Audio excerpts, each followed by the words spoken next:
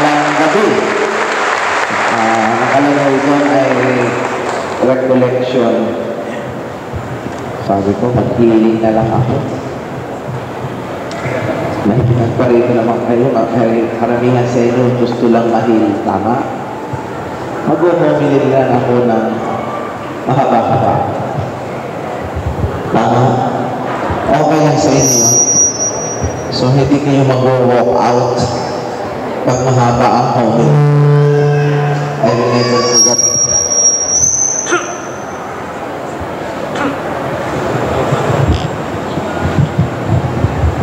May isang mama, nahabaan yata sa homily ko, nag-walk out. First time. Bago naman siya nag-walk out, sabi ko, naku, sorry po, itinigil ko na ang pag-homily ko. Sabi ko, bakit? Kaya at minsan tayo nagagalit pag ang pinag-uusapan ay ang Diyos. No?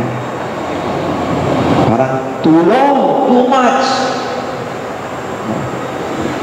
Minsan, hindi ko naman din masisi dahil may kanya-kanya tayo ng pinanggalingan. And this is where I'm trying to share with you today. Kasi yung mama na yun, inakap ko. First time kong hiyang-hiya sa akin na nag-imbita. Ay hindi niya alam yung nag-imbita. Hindi naman ako pumunta doon ay ako hindi inimbita. Kala ko kasi nagugustuhan niya ang aking sinasabi. Yun pala. Hindi. So sabi ko sa sarili ko, we cannot please anybody. Jesus tried His best to please everybody. He's God, He's perfect. 12 lang, pumalya pa ang isa. So, for every 12, except one Judas. Yan. Talagang ganun na eh. That's life. So I learned earlier on that hindi ko mapiplease lahat. Sabi ko nga, kung si Jesus nga eh, may naghudas eh, ako pa. So nakakatuwa yung, I will read to you yung message ni Pope Francis, which I will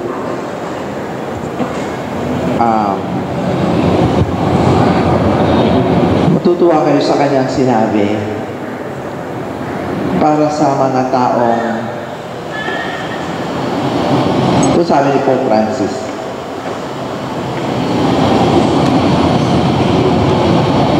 Dahil siya na kaya masyado akong high-tech.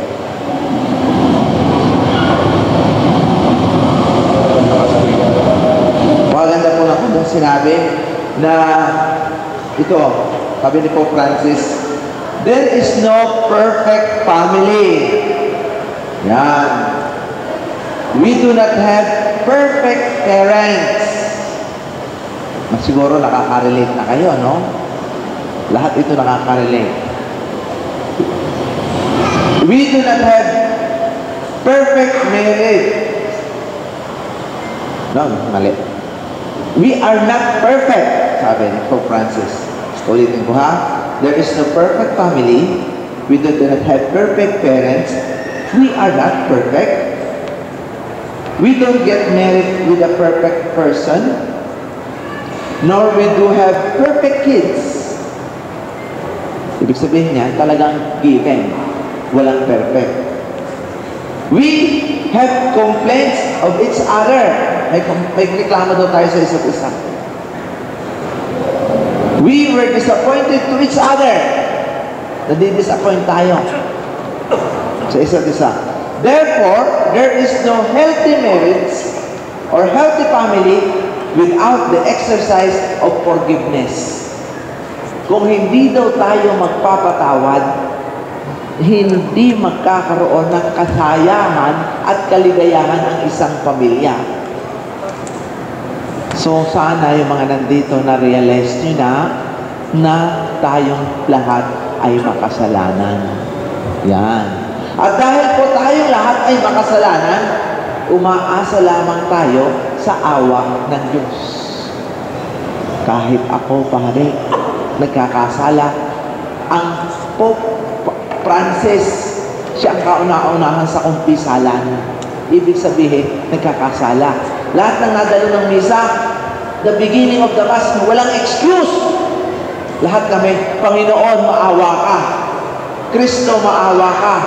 So dahil po dito, walang pwedeng magmalaki. It is a big illusion to think that we are better than someone else. Pare-pareho lang tayo.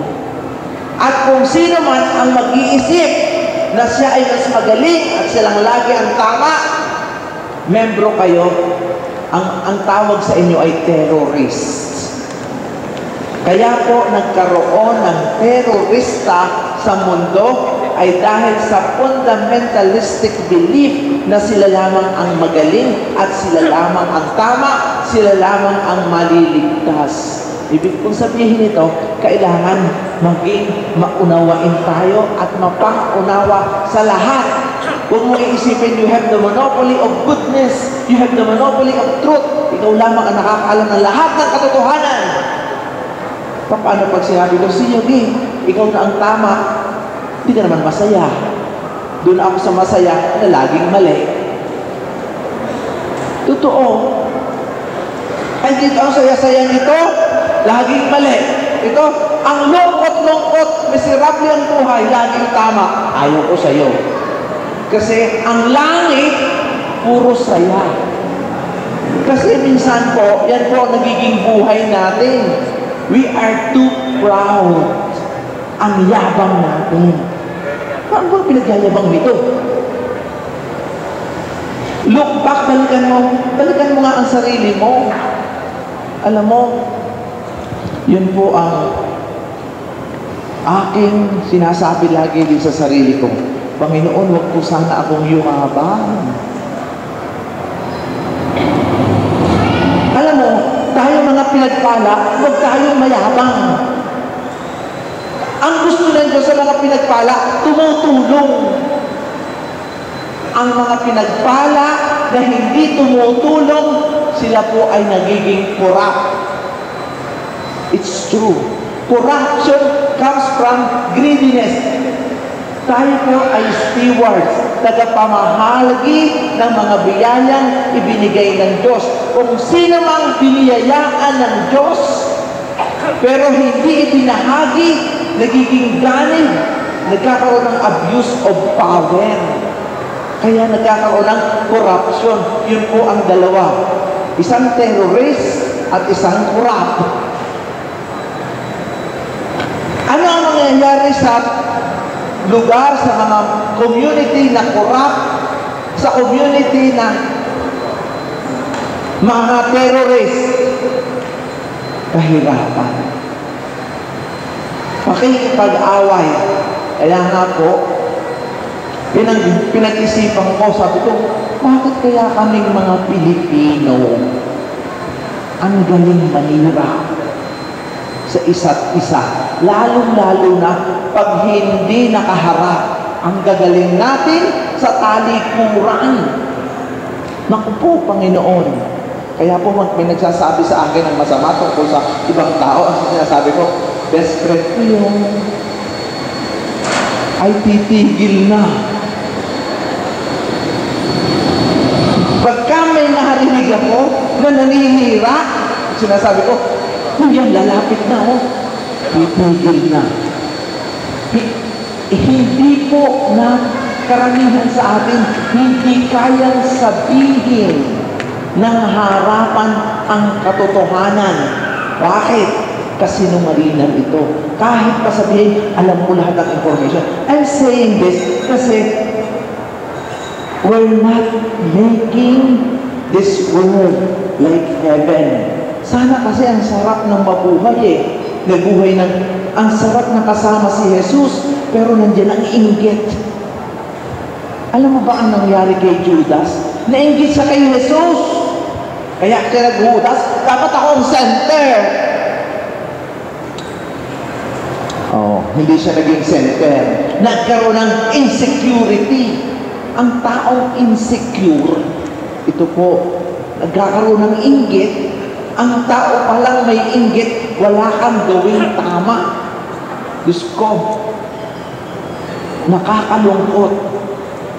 Nasa isang pamilya may inggit. Sa isang magkakaibigan may naiinggit. Alam mo po, karamihan sa nagpapa-pray over sa akin na nakulang, itanong nyo, may mga albularyo, karamihan nangungulam yung mga naiinggit. Totoo yan. Marami po akong ipinray over na kinulam, ang reason na inggit. Papatay ang inggit. Si Judas pumatay dahil sa inggit kay Jesus.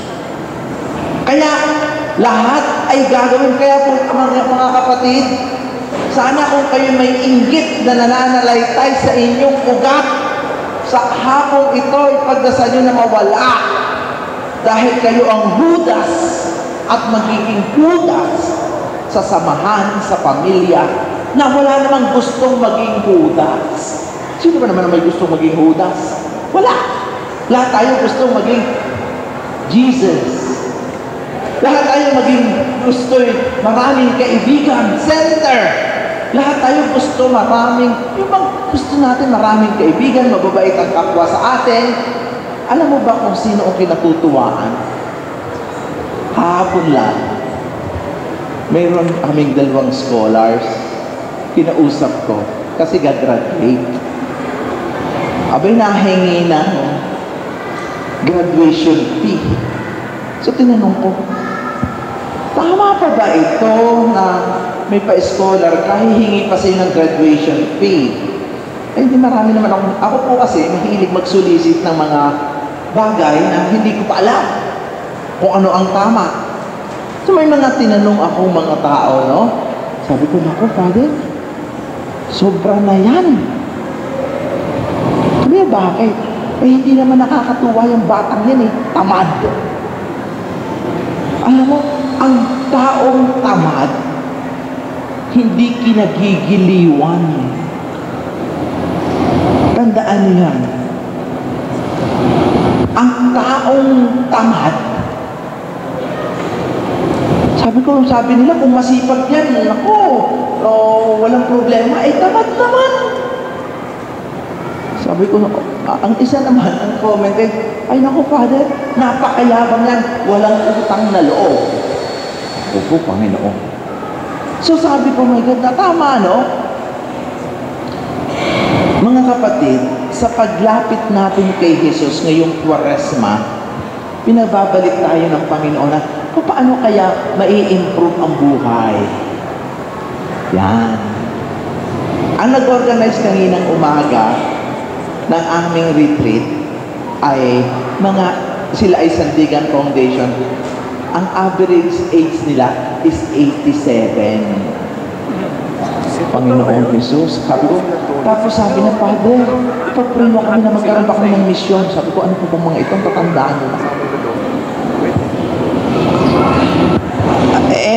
Nakaka-deliver naman. So sige, sila po ang napakasipag magpa-recollection. Ang susunod pong recollection ay para sa mga kabataan. Sino maglilid? 87 years old. So ang ginagawa ng 87 years old, hindi na nga makarelate, di kumukuha ng mga kabataan. Nung pinag-aralan ko ang buhay nila, sabi ko, why these people, they're still very excited sa life. Ganito ang tao, mga kapatid. Sabihan ko na kayo, lahat ng tao na bukas ang isip matuto, hindi kinukuha ni Lord. Totoo yan. Kasi excited pa sila sa life. Yung mga sabi, ay alam ko na yan, hindi ko na kailangan yan. Naku, mag-ingat-ingat kayo. Pupuri na kayo ni Lord. wala ka nang dapat matutunan, yung pong mga taong gustong matuto, na i-excited pa sa buhay. Kasi itong mga bagong kaalaman, mga bagong natututunan, bagong naririnig, yan ang nagiging spicy sa buhay na gusto mo pang mabuhay. Kaya po kayo dito, ngayon, itong pinasasabi ko na sa inyo, sa mga ayaw ng, yung mga hindi nagre-recollection, yung mga alam lang lahat, nako, nabibilang na ang araw na. Kasi yan po ay totoo. Kasi yung mga, ayaw mo na palang matuto, alam mo na palang lahat, ano pa ang purpose ng buhay mo? Hindi magpapaganyan-ganyan ka na lang. Kaya po ang ating Panginoon, lagi tayong binibigyan ng something new, something fresh, something beautiful. Kaya nga, sana may matutunan tayo sa recollection ito. Ano po ang ating matututunan? Walang imposible sa Diyos. Kung tayo ay magpapakababa. May nagtanong na po sa akin, Father, paano ba magdasal? At paano magiging effective ang prayers? Hindi ako na may nag-research. Kailangan may biblical foundation. Lalo na pagka kasama mo born again, kailangan nasa Bible. Ay born again itong aking kasama. Kailangan sabi ko, kaya impresan din kita. Kala mo, kayo lang ang marunong magbasa. Dinimemorize din ako. Psalm 51:1. Mahanap naman siya. Ano nakalagay? A humble and contrite heart, O God, you will not spurn. Sabi niya, ay ito palang mga Catholic, may memorize din. Oo naman, pero hindi nadadami doon. Yun na lang mula akong tanongin ka. Anyway, a humble and contrite heart, O God, you will not spurn. Meaning, God cannot say no for those who are humble. At ito pa ang reality sa buhay. Kung gusto mong katuwaan ka ng kapwa mo, huwag kang mayabang. Akala mo'y kung sino. Naku, nakakainis yung taong yan. Sino kaya ang gustong maging kaibigan yung taong ang pagkayabang-yabang? Walang magaling kung di ikaw. Di ba nakakainis? Iiwasan ka ng tao. Nahihiya lang sa'yo yan. Kaya kasama mo ngayon, kaya naman lagi mong pinakakain. Pero sa totoo lang, kung pwede kang iwan, ako po, naiwanan ka na. O kung hindi man, pagtalikod mo, sasabihin ko, nagtitiisan ko ng mga nyo. Ay, ang yabang-yabang yan. Ayaw ko. Sino ba ang may gusto kang kausap ko lagi? Walang tama kundi siya. Sana alam mo yun. Sana alam natin yun na hindi ka giliw-giliw. Yan, sa Tagalog. Hindi ka aya-aya. Nakakasuka. Normal po yun. Ang taong akala mo'y kung sino. Pangalawa, ano mo pa ang pangatlo na kinaiinisan ng tao? Yung may attitude. Tsaka po. Alam mo, sabi po ni Pope Francis, ay ito, God is real. But many Catholics, they are fake. Wow, galing kay Pope. Alam pala ni Pope yun? Sabi niya, God, pumunta kayo sa internet, sa mga homilies ni Pope.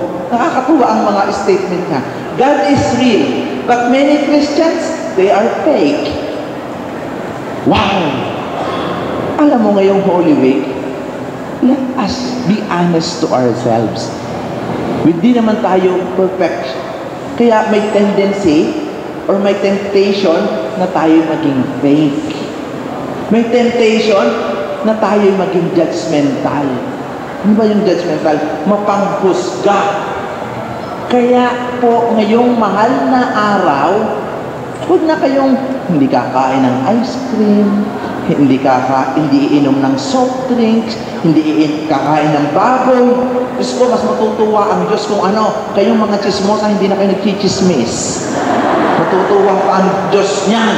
Kasi nasabi ko sa inyo, kayong mga akala mo kung sino, kumain na kayo ng baboy. magbait lang kayo, aakyat kayo sa langit. Ito nga ang sabi ni Pope Francis kung kayo'y sisimpa, magkakasala lang kayo, mabuti pa manood ka na lang ng TV. Kasi nakaka-iskandalo tayo Alam mo, sabi ko nga sa sarili ko, Diyos ko, ako'y nahingi rin ng tawad sa Diyos. At ako'y araw-araw nagdadasal na sana'y maging mabuting tao. Let us be real. Let us confront our humanity. Kasi si Jesus confronted His humanity. He died as a man, as a person. Para magkaroon tayo ng relation sa Kanya. At sa pagkakaroon ng relationship natin sa Kanya, mga kapatid, nakikita natin ang daan ng tamang pamumuhay. Kasi naaawa siya sa tao. Bakit? Marami tayong wrong concept of love. Yan. Ano bang wrong concept of love? Na naglalagap love. Ito ang mga wrong concept of love. Kung talagang mahal mo ang sarili mo, ito po, hindi tayo magtatanim ng galit. Ang pagtatanim ng galit, paghihiganti, is the most destructive gesture of any human being. Revenge is a very dangerous game. Ang pinaka-masamang magagawa mo sa sarili mo ay magtanim ka ng galit. Bakit? Ito po ay mamumunga. Ano ang bunga ng pagtatanim ng galit? Kasi ito po ay self-destructive. Huwag kayong mag-alala, huwag kayong magtaka kung magkakaroon kayo ng stroke, kung kayo magkakaroon ng nervous breakdown, kung kayo magkaka-cancer. Kasi po, ang sobrang galit creates so much stress within you, nabubuhay lahat ng cancer cells. Ako po ay napupunta sa Coron para magbakasyon. May pinagmisahan ako. Ang pakilala naman sa akin ng pari, ang pangalan niya ay Father Efren. Hindi ko na inalam kung anong kanyang apelyido. Ako po ay nag-homily. Sabi ko, pagka ikaw ay galit at parati kang galit, huwag kang magtakang magkaroon ka ng heart failure. Siguro may 15 minutes na binanatan ko ng binanatan ang galit. Diyos ko, ang apelyido pala ng pare ay Father Efren Galit. Sabi niya, pagkatapos kong mag-homily, Father, sobra ka naman. Ako nga pala si Father Efren Galit. Pero totoo yung sinabi mo, 4 na beses nang akong naoperahan sa puso, may blocked arteries. Mga kapatid, kung mahal nyo ang sarili nyo, huwag kayong laging galit. Please. Bakit ka ba laging galit? Tanungin mo ang sarili mo. Bakit ka ba laging naiinis? Parang kaaway mo ang mundo. Bakit para kang ipinaglihi sa sama ng loob? Ano bang problema mo? Pagka tinanong mo ang taong galit, pag tinanong mo ang problema, hindi niyan sasabihin. Kasi may tinanong ako, ano ba problema mo? Hindi ko rin alam. Ay, din ginawa ko, sige ako magre-research. Diyos ko, nire-research ko pa. Ay, din tinulungan ko siya mag-research. Ang sabi niya sa akin, siguro kaya akong nagalit. Laging galit kasi nung ako'y lumalaki, lagi akong ikinukumpara ng nanay ko sa kapatid ko. Yan ang ganuan. Alam mo, ang Pilipinas, kilala, ito sa pagiging cheaters, liars, and stealers.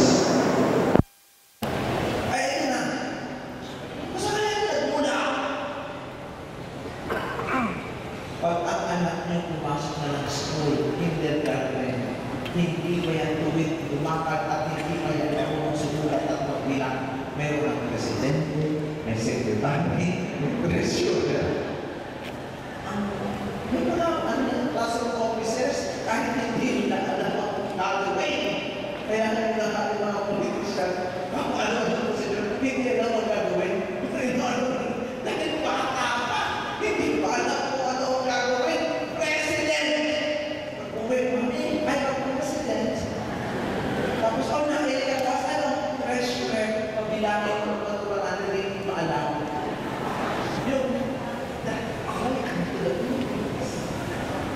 Yung batang nagpupunta sa palang luwakan, may dupyot. Ano na nasa isip ng nanay? Inalabang kita sa Literaries Philippines. Nagbuo ang competition. Up to the point na develop ang craft mentality. Nagbibilangan tayo. Hindi tayo kung ang sinusunod. Up to the point kahit mag-anak natin ang sakit sa atin na makita ang kumakasanso. Mayroon ako napunta sa Germany. Sabi ko, ilang kayo naman ako kasi dalawa lang ako kayo. Bakit na naman ako pumunta dito? Dito ko nakikita. Ako na, maganda sa ako. Kasi tinunga ako ng dito para mga nurse. Ay, nais na mapasok ako sa masalang hindi na ako inimikhan ng galayo 30 years ago.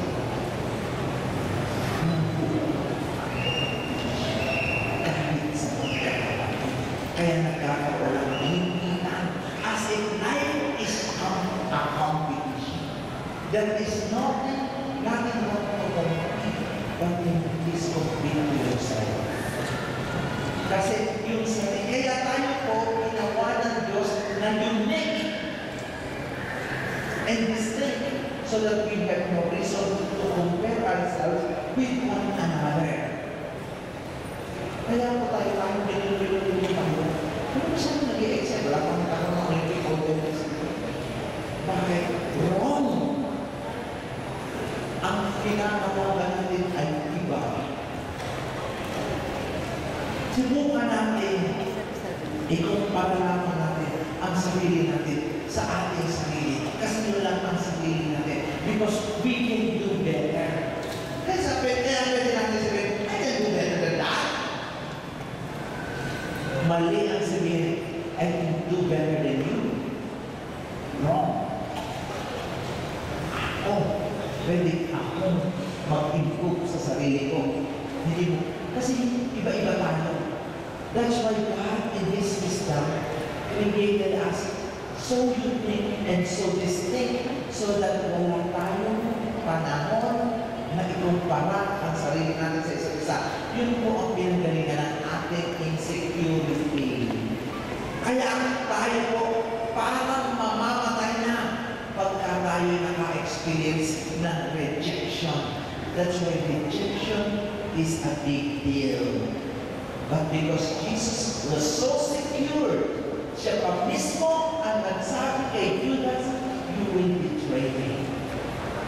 Tayo mga tao, once we experience betrayal, my God, papatayin. Hindi naiiwan, hindi naiiwan, hindi kita papatayin. Pero si Jesus, because He is so secure, siya pa ang nagsabi, ang isa rin ang isa sa inyo, bibitray ako, sabi ni Peter, no, hindi ako, lahat ka! Sabi ni Peter, cock will crow 3 times and you will deny me. Pero si Jesus, okay lang. Bakit? He is so secure. Kaya po mga kapatid, I hope and I'm praying that through this recollection today, kung naiisip kayo, kasi hindi tayo magiging masaya kung may inggit ka. Kapatid mo, kinaiinggitan mo, anong klaseng tao ka? Kaya nagkakaaway-away.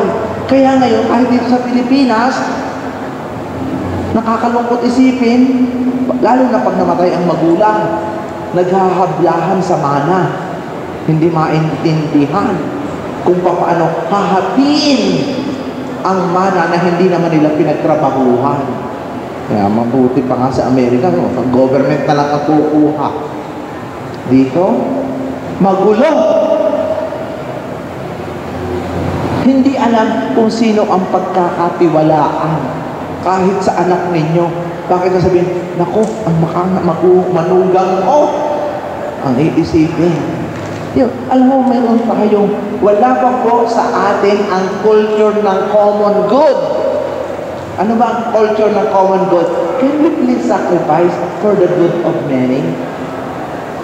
Yan po ay kitang-kita sa ating mga politicians, sad to say.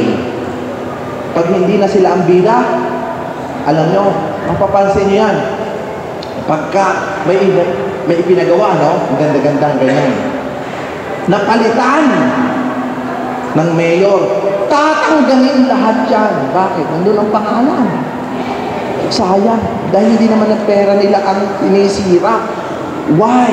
The culture of common good is not still injected into our senses. Hindi pa po natin kayang maging masaya pag sikat ang iba.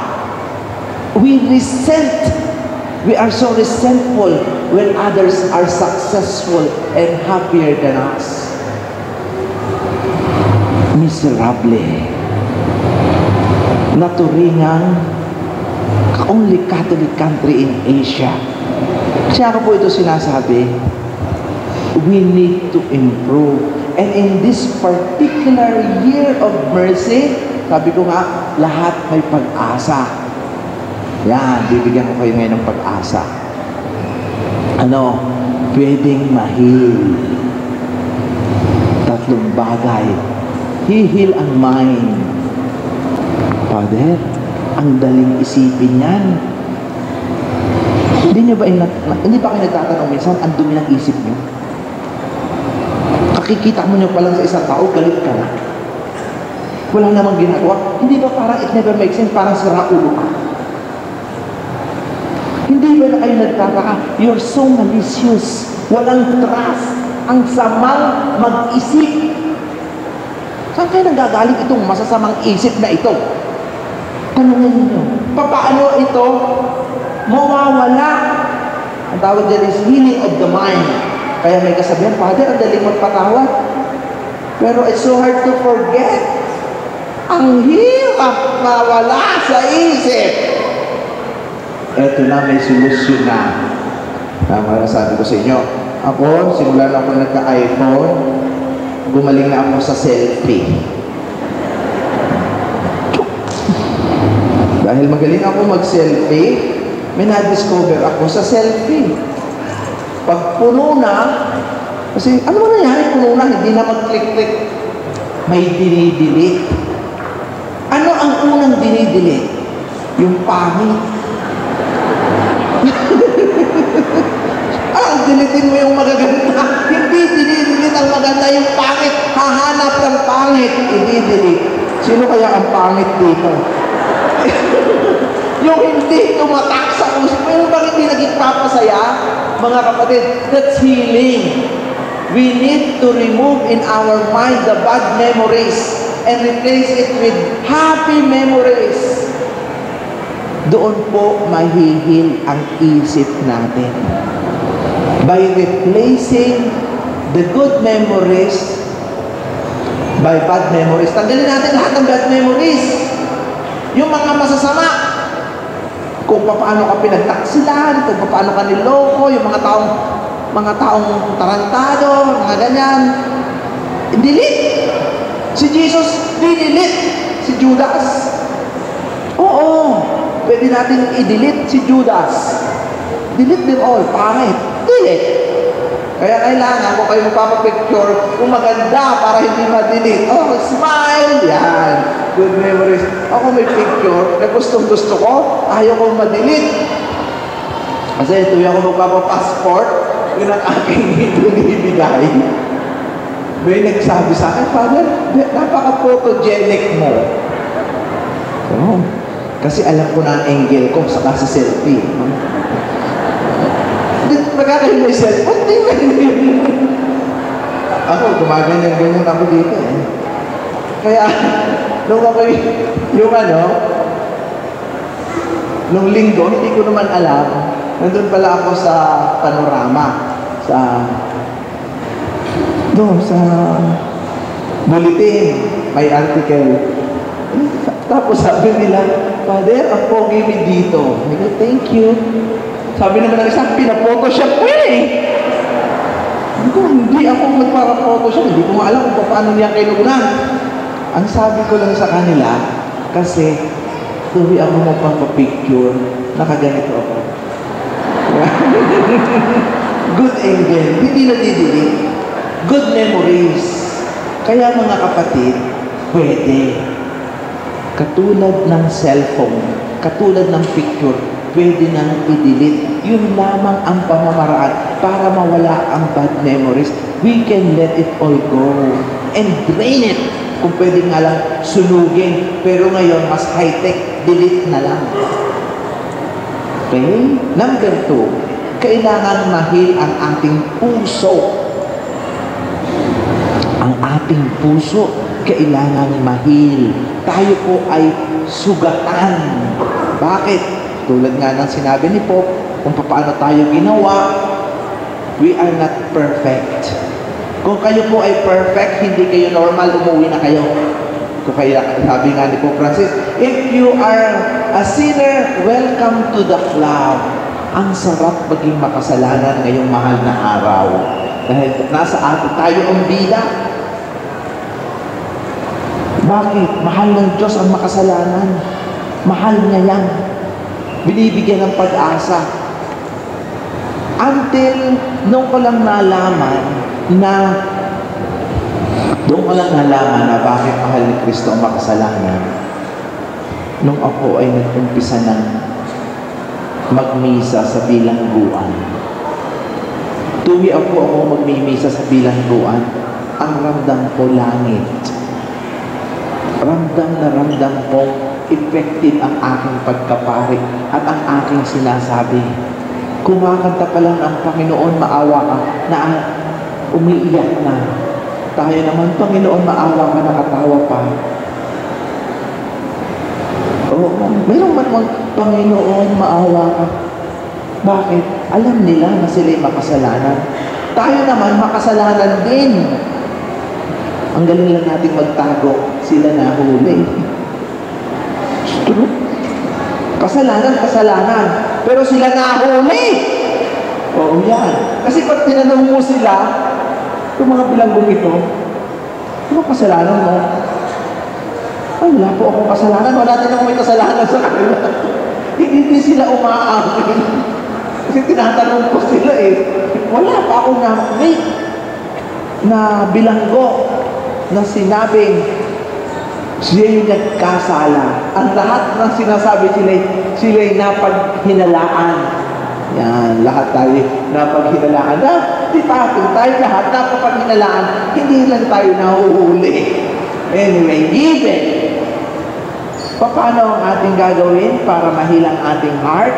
As what I said earlier, unforgiveness is the most self-destructive gesture. Magpatawad tayo. Mahihil ang puso natin.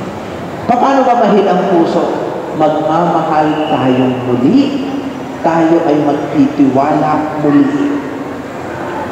Kahit sino pa yan, tayo ay magbibigay ng chance sa sarili natin ng isa pang pagkakataon.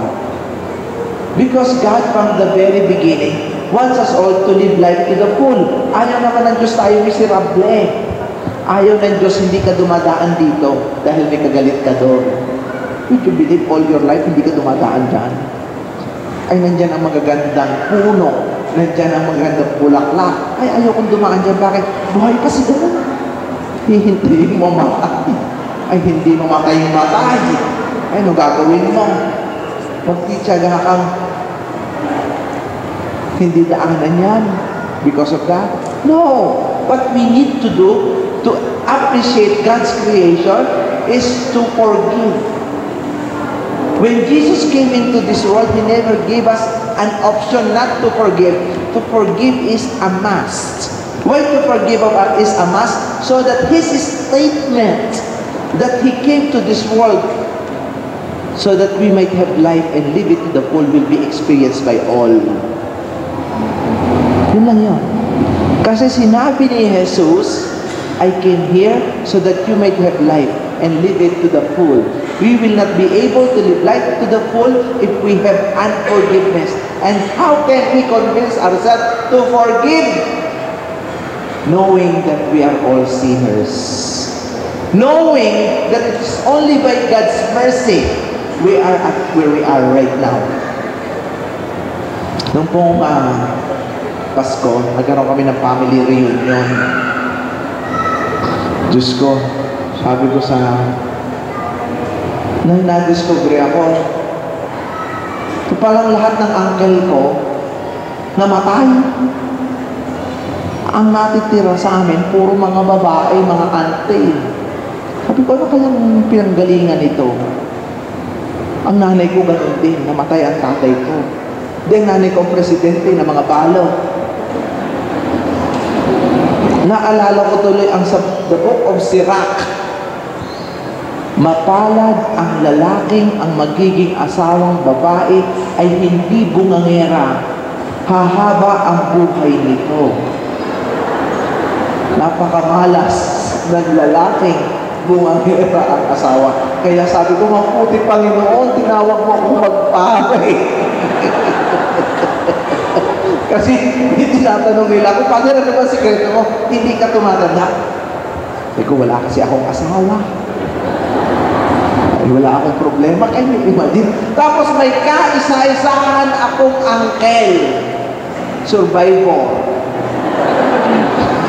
Survivor. Congratulate ko.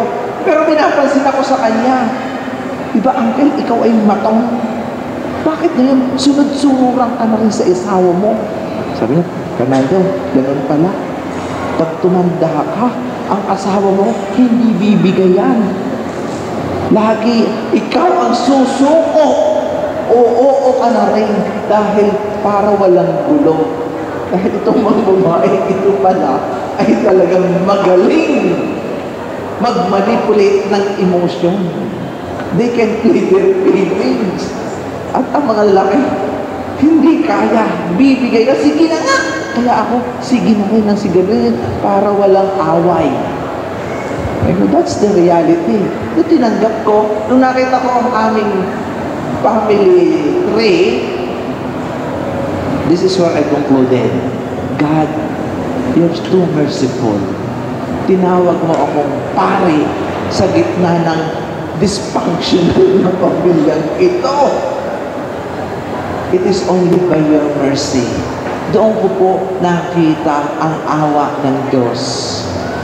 Ang awa po ng Diyos ay hindi tumitigil sa pagpapatawad, ini-empower. Ngayon, binalikan ko ang sarili ko. Bakit nga ba ako naging ganito? Iisa lamang ang i-attribute ko because I say yes to God. Pagka pala ang isang tao nag-say yes ka God,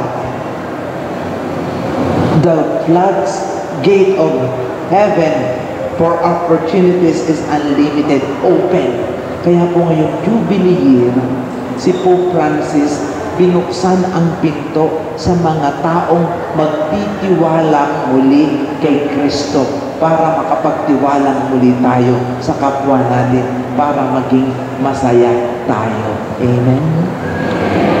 Pangatlo, paano mahihil ang ating soul?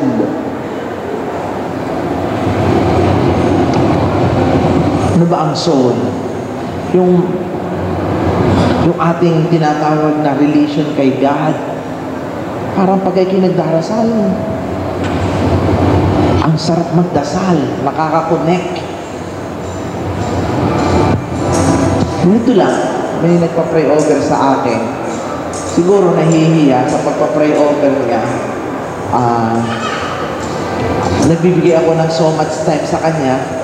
Nag-open up na. Sabi niya, Father, hirap na hirap akong magdasal.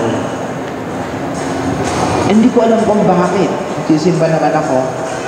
Ano kaya gagawin ko? Sabi ko, hindi ko alam. So, share pa siya ng share. Tapos sinabi ko sa kanya, bakit hindi mo i-share yan kay Jesus? Yan. Why don't you share that to Jesus the way you're sharing it to me?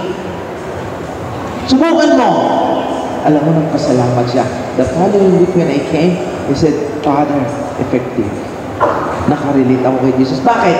Si Jesus, hindi ba to tao, espiritu? Pwede natin kausapin ng tao sa tao. Kung ang prayer nyo dry, mechanical, mabuti nga, pagka po ako'y nag-healing mass, ang daming tao. Alam mo, sabi ko, Panginoon, salamat. Nagkasakit ang mga ito. Dahil minsan kung hindi magkakasakit, hindi magdadasal. Hindi magsisipa, hindi lalapit sa Diyos. O ngayon, hindi nagkasakit ka, we have more time. Ano ka? Ito mo, tuwa siya. Dahil nasa unahan, may mga sakit. Ang mga may sakit, ang daming oras niyan. Ang daming oras na, ngayon si tututong mag-rosaryo, nag-rosaryo niya, wala na, may oras pa. Mag-rosaryo na ulit. Magbasa rin kayo ng Biblia para pag may lumapit ng mga Mormons, born again, sa Badista, alam nyo rin, hindi kayo sasabihin, tatanga-tanga kayo sa Biblia.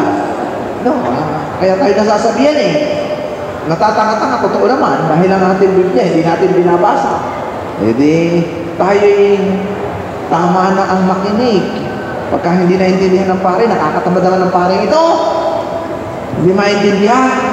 Yan. Kami pa ang sinisisi, kawawa naman kami.